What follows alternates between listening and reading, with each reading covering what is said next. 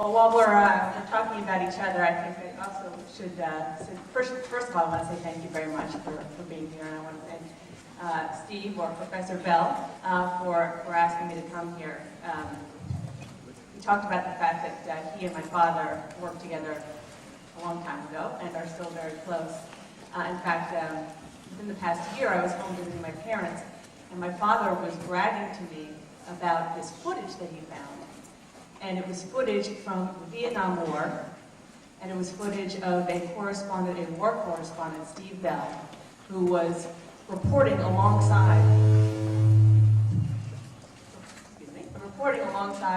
the South Vietnamese army, and not really wearing very much in terms of battle gear. It was pretty remarkable. It was a remarkable thing to watch, and a remarkable reminder for me, and I guess for all of you, the kind of people that we get to know who have these extraordinary experiences and extraordinary knowledge of current events back then, history now, but just of the world that we live in and why it has come to be. So thank you for asking me to come here. I think I just want to speak maybe as briefly as I can and give you kind of a general sense of where I've been so that I can better explain to you who I am and what I've done, so I can really take your questions, because that's, I think, the key that I would like to accomplish today. First, I think I want to tell you a story. I would assume many of you have done internships, are doing internships now, maybe we'll have some in the future, and are thinking about how do I get my first job, either in politics or in news, or something else that's probably related, is my guess. Most of you guys are here for that reason. Well, when I was in college, I did several internships, and by the time I got to my second semester of my senior year, I was here at GW. I said, you know what, there's probably got to be a way to be paid for this.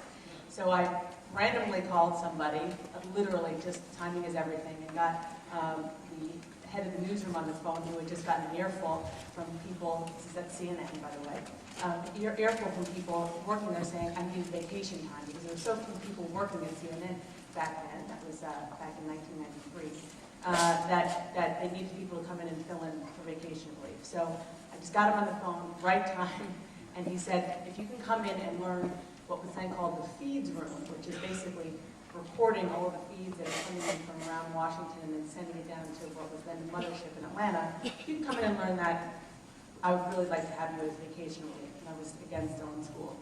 So I came in and I did that, and then I had my first call for vacation relief. Well, nobody told me that part of that shift was not just to do that, but to be a production assistant in one of the news programs for that day.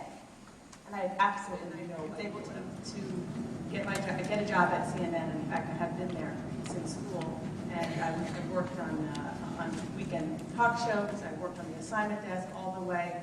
I was lucky enough to have great mentors and journalists, great things that the White House correspondent gets to do in terms of traveling the world, covering interesting international issues, covering politics domestically and so forth. And then I got to cover the re-election campaign of President Bush. I should say, before that I was able to also cover politics, which is obviously my love, as a producer in the 1996 campaign and the 2000 campaign, and so I was able to do that again as a correspondent. Then I went back to Capitol Hill, and luckily, on Capitol Hill at the time, we had these great characters who were senators: Barack Obama, Hillary Clinton, John McCain, and what a story. And I was able to cover all of these people as they were senators, but not really focused on the Senate, focused on thinking about being president. And from there, I actually took, Steve was just showing you Obama, which I'm sure will be a big theme throughout our week here, obviously. I got assigned to take the first trip with Barack Obama to Iowa. The very first time we went to Iowa, at that time he was still saying, oh, I'm not going to run for president. I just got to the Senate, but we'll see. He was still being very coy with us. But I got to tell you, that first trip to Iowa, it was for an annual political event called the Harkin State Pride. I've never in my life seen anything like that. I mean, I was not around for the Beatles, but I can only imagine what it was like. And just to be in Lily White, Iowa, and to see this African-American young politician show up and just be the center of attention to the point where every other politician was ignored was something. Back then, we thought that was where the drama was going to be. We thought that the Republican primary would be the drama because Hillary Clinton seemed like pretty much a shoo-in. She was, God only knows how many points ahead of Barack Obama, and so, it was really remarkable. I got to go to Iowa, where, I drove hours and hours each day. They covered this guy that nobody had ever heard of who was suddenly becoming somebody named Mike Huckabee. I watched Mitt Romney spend his millions and millions and millions of dollars. Didn't get him very far, but he certainly tried. And really had just an unbelievable experience watching the process, particularly in Iowa, where I probably spent about 6 weeks total in the run-up to the caucuses there. And then from there, obviously, went to New Hampshire and watched the resurrection of John McCain in a way that, how 3-4 months before that, nobody ever thought was even close to possible. But as we all know now, he used his relationship with the people of New Hampshire and got lucky, frankly. Got lucky in the fact that Mitt Romney, his millions didn't work. Mike Huckabee, was appealing, but only to a certain point.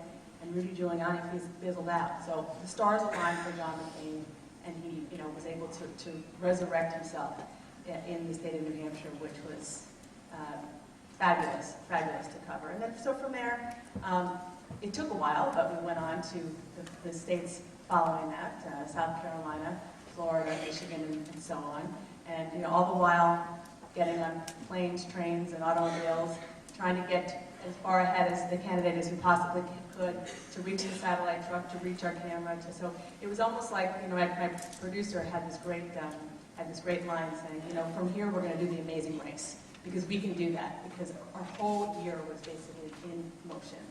And so I know all of you all watched the phenomenal campaign, so I won't bore you with the details, but I was able to be there along the way as John McCain, frankly, was ignored after he first got the nomination in March for about 3 months because of all this drama on the Democratic side. So we kind of toiled away and traveled around the country and did some things that not a lot of people really noticed, and watched him try to go from being the maverick and go from being the guy who kind of shoots from his hip and doesn't like to have structure around him, to somebody who tried to employ that because he had to. And as you all saw, it was a pretty funky process in doing that. But I was there at both conventions, actually, but there covering John McCain, there for all of the Palin drama. Tried to cover Sarah Palin. It wasn't very successful, but we all certainly tried to cover her. And then we all know the outcome.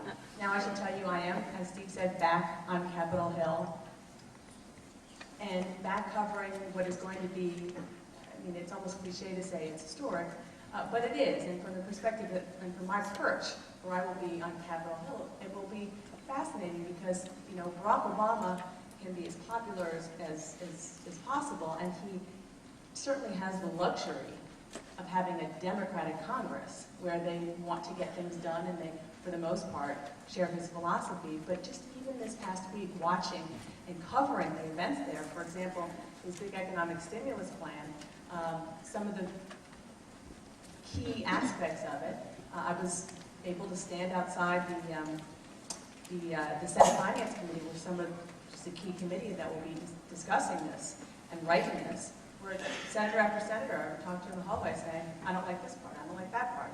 And so it was a real awakening and realization this past week that I had, and I think that we're all going to have and going forward, that just because there is total Democratic control here in Washington does not mean, from the perspective of Democrats in Congress, that there'll be a rubber stamp for him.